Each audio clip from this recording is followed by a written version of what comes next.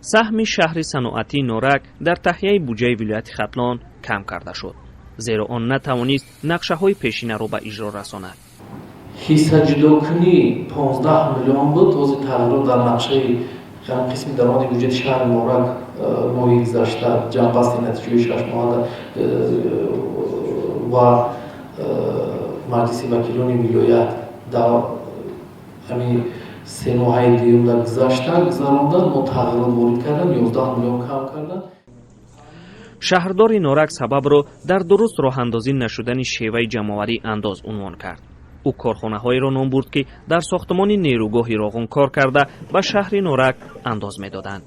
اندازه را درست از جانب کارخانه‌های ساختمانی که در شرکت‌های ساختمانی که در ساختمان نیروگاه برقی راغون کار فعالیت می‌کنند مانند هر سولاوری اندازه‌شون را پرداخت نکردند. سبب یکم همین بود. شهردار امیدواری نمود که این مشکل تا آخر سال حل خود را خواهد یافت. با بودجه ولایت ختلان شهرهای باختر، لیوکن، نورک و ناحیه‌های یاوان و دنغره حصه‌گذاری می‌کنند. از حساب آنها خراجات بودجه و یارانه ناحیه‌های داتاسیونی پرداخت می‌شود. عقب نشینی نورک را رئیس ولایت ختلان یک مشکل بسیار جدی نامید. اگر ختلان نکنم خیلی سردور استیمولی ولایت هم در اینجا هستند. در این سال اول گفتم جدا از 8 میلیون 20 جدا کنیم از حساب شهر نورک و بودجه ولایت وارد نگردید. ما این رو من همش تعیین حساب کتاب کردیم. همین فرقیت رو چه خیلی داشتم و دیگر شهر نویها پیشنهاد هم کردیم و وکیلان محترم وکیلان مجلس وکیلان خلق ولایت تمام دستگیری کردند. در شهر نورک بجز کارخانه‌های صنعتی، نیروگاه‌های نورک و بویغازی به استحصال برق مشغولند. این نیروگاه‌ها به شهر تنها اندازهای اجتماعی می‌دهند.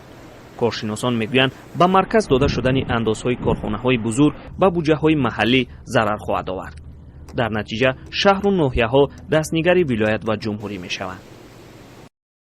سرعت عملی کنونی لایحه‌های محلی رو پس میکنه، یعنی که رئیس شهر یا که رئیس محله در حالتی که برای تعمیر راه اگر یک مبلغ ضرور شود، اگر با وقت‌های مدت‌های زیاد ضرور میشود، یعنی که او تو منتظر میشود که از محله از منطقه از مرکز اداره کنی مرکزی، یعنی که از حکومت جمهوری تاجیکستان تو اجازه‌نامه میگیره، تو حجت گذاری با یک ترتیبات معین یک برای عملی کردن این یا آن لایحه سرعت وقت زیاد طلب میکند. سرعت یکون عملی کردن اکثر لایحه‌های محلی سست میشود. این با این آورده میتواند رفت.